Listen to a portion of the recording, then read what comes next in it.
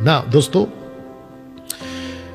एक शब्द आजकल बहुत चल रहा है, सनातन। सनातन, आइए पढ़ते हैं यशाया की पुस्तक 45:5, द बुक ऑफ आइज़ाया 45:5 लिखता है कि मैं, परमेश्वर कहता है कि मैं यहोवा हूं, मैं ही एकमात्र परमेश्वर, मेरे सिवा दूसरा कोई परमेश्वर नहीं। साफ पत्थर की लकीर, मेरे सिवा दूसरा कोई परमेश्वर नहीं।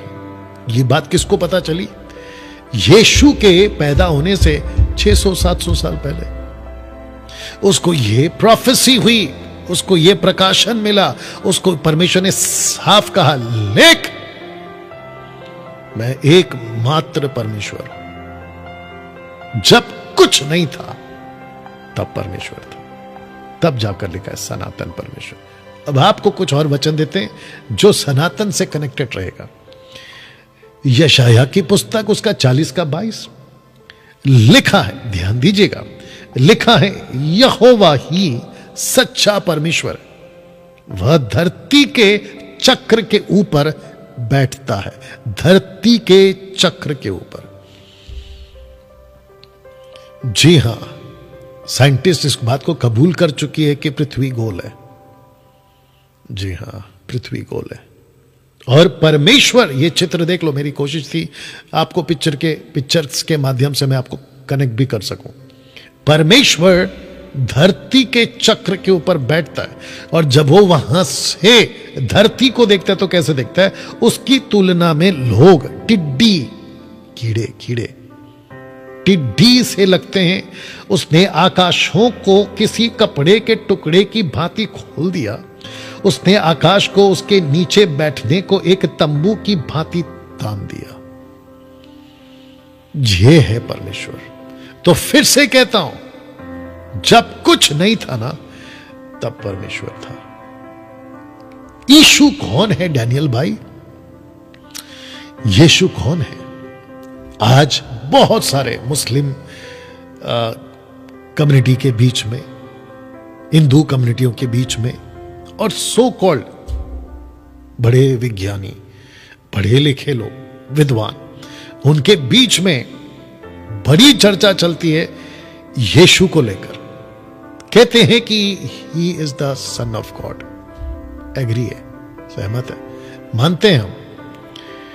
बट इसके पहले कि वो सन ऑफ गॉड बनकर इस प्लेनेट पर पैदा हुआ, आज से 2024 साल पहले, मिडिल ईस्ट, इजराइल के यरूशलेम के बेथलेहम एफ्राता में, इसके पहले कि वो वहां पैदा हुआ, वो खुद कहां था और वो खुद कौन था, आपके बीच में रखने जा रहा हूं। पहला राजा 2:27, किंतु परमेश्वर, क्या तू सचमुच इस पृथ्वी पर हम लोगों के साथ रहेगा?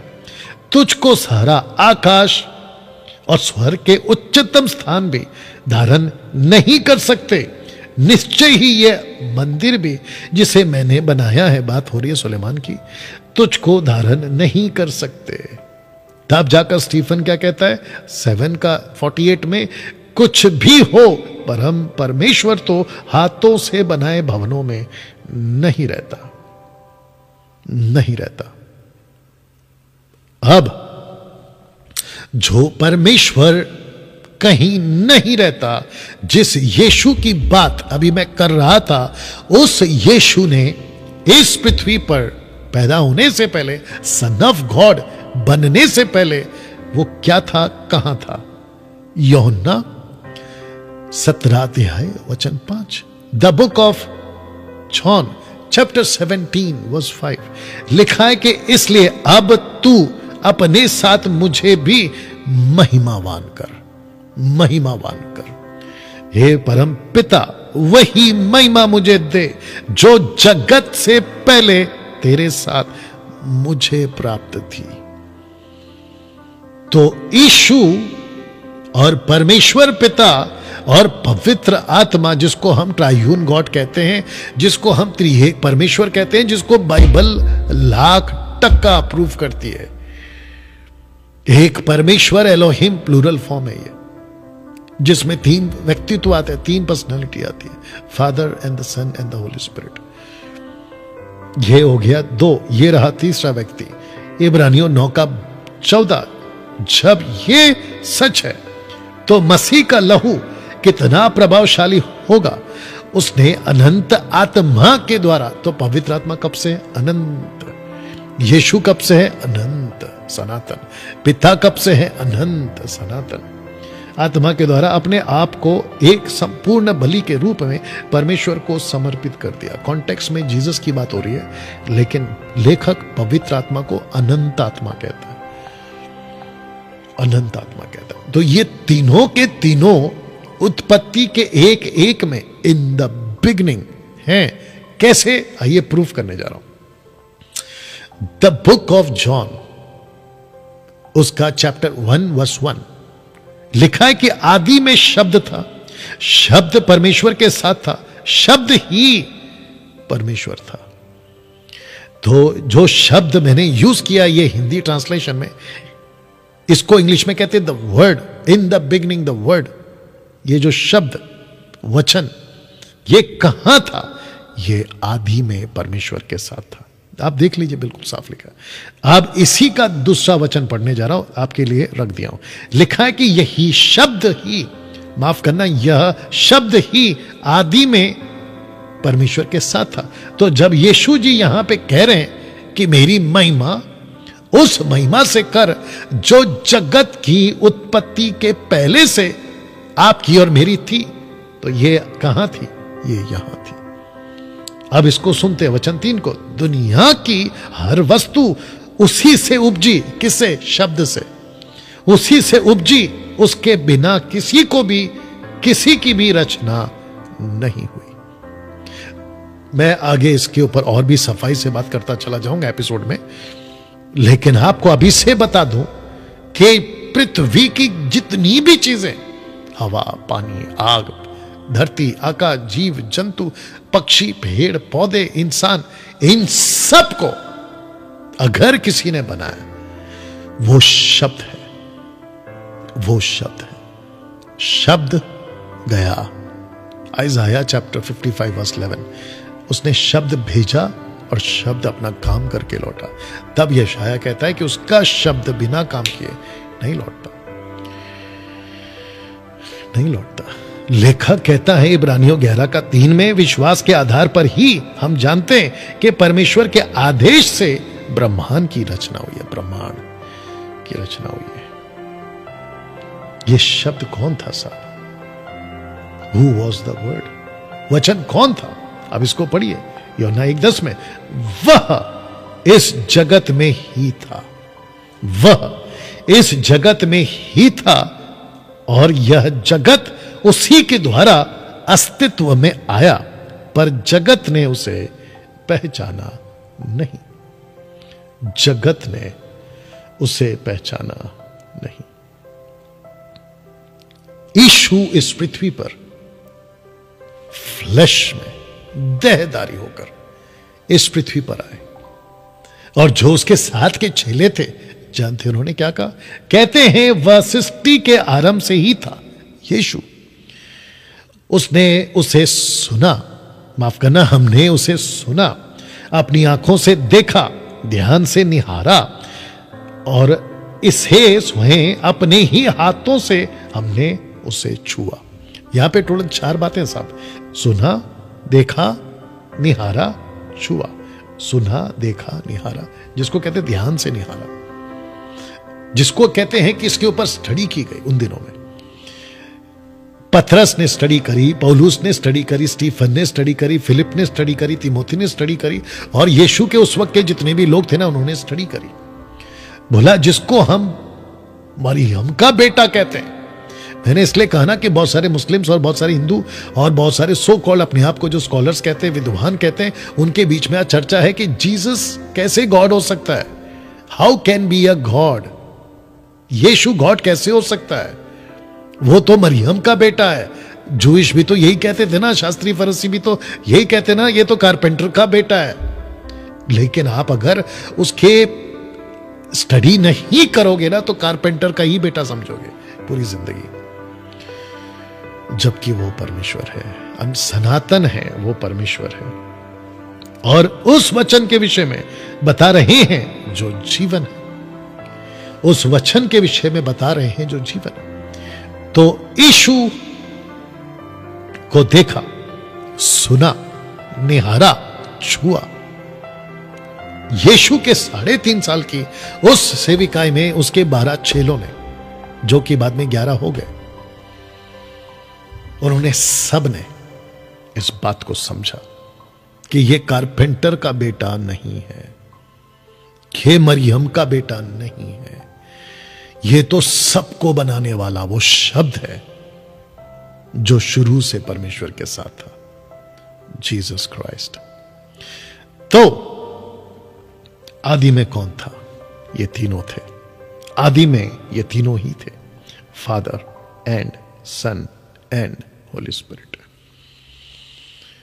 तो जितने भी वन गॉड के कॉन्सेप्ट वाले हैं, आप लोगों को मुझे नहीं पता क्या सिखाया गया, लेकिन 39 पुस्तकों को आप जब पढ़ते हो तो ये तीनों हर जगह पढ़ने को मिल जाएंगे। ये तीनों के तीनों, उत्पत्ति की किताब से लेकर मलाकी तक, ये तीनों आपको ऐसे उठ कर पढ़ने को मिल जाएंगे कि ये लोग गॉड हैं, ये लोग परमेश्वर हैं। तो मुझे नहीं समझ में आता कैसे ये वन गॉड वाले लोग, जिनको मैं कल्ट ग्रुप कहता हूं, कैसे आप सिखा सकते हैं?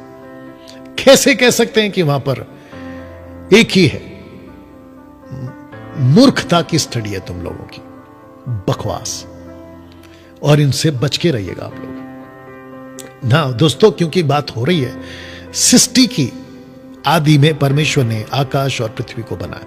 बात हो रही है सृष्टि की, बनाया। 3 शब्द बोले थे मैंने आपको। तो परमेश्वर एक व्यक्ति से, अय्यूब से बात करता है, पूछता है उसको। आइए देखते क्या पूछता है। सृष्टि को लेकर प्रश्न करता है। अय्यूब की पुस्तक 48वां अध्याय वचन 4 से कहता है, अय्यूब बताओ तुम कहां थे जब मैंने पृथ्वी की रचना की थी? Question mark. तुम कहां थे अय्यूब? अय्यूब ने अगर वहां बोला होगा, जो कि बोला होगा अपने अंदर, जो कि लिखा नहीं है, बोला परमेश्वर क्या बात कर रहे हो, मेरा तो ढांचा तक नहीं बना था। ढांचा भी दूर की बात है, मैं कुछ भी नहीं था, आप थे, आप थे। तो अय्यूब तुम कहां थे जब मैंने पृथ्वी की रचना की? तुम कहां थे अय्यूब? यदि तू इतना समझदार है तो मुझे उत्तर दे। ओके, वचन 5। अय्यूब, इस संसार का विस्तार किसने निश्चिंत किया? किसने संसार को नापने की फीते से नापा? पृथ्वी को नापने के लिए फीते नापा या फीते से नापा? बता सकता है? नहीं बता सकता। वचन 6, इस पृथ्वी की नींव किस पर रखी गई है? Question mark. किसने पृथ्वी की नींव के रूप में सर्वाधिक महत्वपूर्ण पत्थर को रखा है? Question mark. वचन 7, जब ऐसा किया था तब भोर के तारों ने मिलकर गाया और स्वर्गदूत ने प्रसन्न होकर जय जयकार किया था। क्या अय्यूब तू तब ये देख रहा था? नहीं देख रहा था। तो इस लाइन से हमें यह पता चलता है दोस्तों, बहुत ध्यान से सुनिएगा, जब परमेश्वर शब्दों को कह रहा था, आकाश हो, उजाला हो, धरती हो, ये हो, जो कि मैं रखूंगा आगे जाके एपिसोड्स में, तो जब जब ये अस्तित्व में आ रहा था, तो ये वचन कहता है कि लाखों करोड़ों स्वर्गदूत परमेश्वर के लिए जय जयकार के गीत गा रहे थे, स्तुति कर रहे थे। वाह, परमेश्वर क्या बात है। स्वर्गदूत भी रचना की गई सृष्टि है, याद रखना ये बात को। तो उनके लिए ताज्जुब था, कैसे एक शब्द आता है, चीजें हो जाती है, खुश हो जाते थे और वो जय जयकार करते थे। तो परमेश्वर अय्यूब को पूछ रहा है, क्या ये सब तू जानता है? अब दोस्तों, इससे पता लगाओ कि जिस परमेश्वर को आप और मैं मानते हैं कितना महान है। खुद का हाथ लेकर खुद के पीठ को शाबाशी दे दो कि आपकी आंखें खुल गई। वक्त रहते नहीं तो लकड़ी, पत्थर, कीड़े, जानवर, पक्षियों के पीछे आराधना करते हुए घूम रहे होते आप और हम, लेकिन ये तो परमेश्वर का अनुग्रह कि हमारी आंखें उसने खोल दी। या वचन 8, अय्यूब, जब सागर धरती के गर्भ से फूट पड़ता था तो किसने उसे रोकने के लिए द्वार को बंद किया था? क्योंकि सागर ऐसे फूटा सुनामी के बारे में तो आप जानते हैं। तो कहता है कि उसको द्वार को बंद किसने किया था? उस समय मैंने बादलों से समंदर को ढांक दिया, अंधकार में सागर को लपेट दिया था, जैसे बालक को चादर में लपेटा जाता है। घर की सीमाएं मैंने निश्चिंत की थी, उसे ताले लगे द्वार के पीछे रख दिया था। इसका मतलब है कि मैंने सागर की लहरों की सीमा तय की है कि तुम इधर तक आ सकते हो, इधर तक नहीं आ सकते। वचन 11, मैंने सागर से कहा तू यहां तक आ सकता है किंतु और अधिक आगे नहीं, तेरी अभिमानी लहरें यहां तक रुक जाएंगी। आप सबको पता है ना कि ये जो पूरी पृथ्वी है ना, ये पानी थी। परमेश्वर ने पानी को अलग और धरती को अलग किया, सूखी जमीन को अलग किया। और परमेश्वर ने कहा कि मैं जब तक नहीं कहूंगा पानी तुम वहीं पे रहोगे। ये वचन बताता है कि पानी की हद परमेश्वर ने तय की है। और मूर्ख लोग क्या कहते हैं? परमेश्वर ही नहीं है। बताइए। वचन 12, अय्यूब क्या तूने कभी अपनी वचन में भोर को आज्ञा दी है उग आने और दिन को आरंभ करने की? क्या तुमने कभी सुबह को कहा है चलो सुबह शुरू हो जाओ? नहीं कर सकते। और क्या कभी उससे दुष्टों के छिपने के स्थान को छोड़ने के लिए विवश करने को कहा है? वचन 14, रात यानी कि सुबह, अर्ली मॉर्निंग का प्रकाश पहाड़ों व घाटियों को देखने लायक बना देता है। जब दिन का प्रकाश धरती पर आता है तो उन वस्तुओं के रूप में वस्त्र की सलवटों की तरह उभर कर आते हैं। वे स्थान रूप के नाम मिट्टी की तरह जो दबोई गई मोहर की ग्रहण करते हैं। दुष्ट लोगों को दिन का प्रकाश अच्छा लगता है, अच्छा नहीं लगता, माफ करें, क्योंकि जब वह चमचमाता है तो वह उनको बुरे काम करने से रोकता है। सोच के देखिए अगर दिन ही ना आए, सोच के देखिए अगर उजाला ही ना, अंधकार का काम कितना बढ़ेगा। वचन 16, अय्यूब बता क्या तू कभी सागर के गहरे तल में गया है, जहां से सागर शुरू होता है? क्या तू कभी सागर के तल पर चला है? अय्यूब तू जानता है कि यह धरती कितनी बड़ी है? वाह, तू जानता है कि यह धरती कितनी बड़ी है? यदि तू ये बातें सब कुछ जानता है तो तू मुझको बता दे।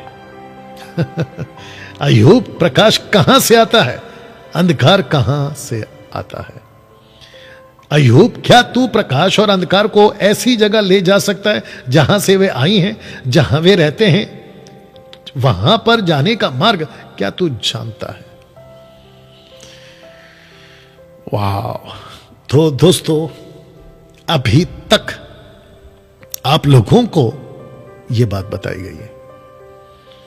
वचन 1 और वचन 2, जहां परमेश्वर ने कहा और चीजें हो गई। और वचन 3 आपके बीच में रखने से पहले एपिसोड नंबर 2 यहां से शुरू होगा, जिसको कहते हैं गैप थियोरी। गैप थियोरी, पहली सृष्टि, आदम की सृष्टि, और उसके बीच में जो सृष्टि आप देख रहे हैं, जो कि वचन 2 कहता है, रख दे रहा हूं। लिखा है कि पृथ्वी बेडौल सुनसान पड़ी थी, गहरे जल के ऊपर अंधेरा था तथा परमेश्वर का आत्मा जल के ऊपर मंडलाता था। इसको हम सीखेंगे एपिसोड नंबर 2 पर, और इन सब की चर्चा हम करेंगे। इन सब की चर्चा हम करेंगे। इन सब की चर्चा हम करेंगे। तो दोस्तों, यहां पे मैं रोक रहा हूं, और ऐसे ही आप लोगों के बीच में एपिसोड दर एपिसोड मैं बनाता जाऊंगा। मैं लाइव इसलिए नहीं आता हूं क्योंकि, या नहीं कर पा रहा हूं क्योंकि इसको बहुत सेटअप की जरूरत होती है, और सब कुछ सेट करके बीच में कुछ नया प्रकाशन आता है, उसको डाल करके बहुत मुझे जो है देखना पड़ता है। बट मैं चाहता हूं कि ये वीडियो, जी हां, आप लोगों से बात कर रहा हूं, फेसबुक, यूट्यूब, इंस्टाग्राम वालों, अगर आप देख रहे हैं ना ये वीडियो, आप अगर लगता है कि यस डैनियल भाई इस वीडियो को तो खूब शेयर करना चाहिए, मैं चाहता हूं कि जरूर करें। याद रखिए, जब कुछ नहीं था ना, परमेश्वर था। जो सब कुछ को बना सकता है वो परमेश्वर है। जब वो सब कुछ को बना सकता है ना, वो आपको भी बनाकर इसी प्लेनेट पर अपनी मर्जी के अनुसार चला सकता है। आपकी चिंता, आपके दुख, आपकी समस्याएं परमेश्वर के लिए बड़ी नहीं है। सोच के देखिए अय्यूब को क्या कह रहा है, यह पृथ्वी बहुत बड़ी है। आपकी समस्या इतनी बड़ी नहीं है कि परमेश्वर पे सवाल खड़े कर दे कि तू कर सकता है कि नहीं। परमेश्वर बड़ा है, तो उसके ऊपर भरोसा रखें। अपना मसीह जीवन डंके की चोट पे जिए। प्रभु आपके साथ है। दोस्तों, मिलते हैं एपिसोड नंबर 2 पे। अपना ख्याल रखें। जय मसीह।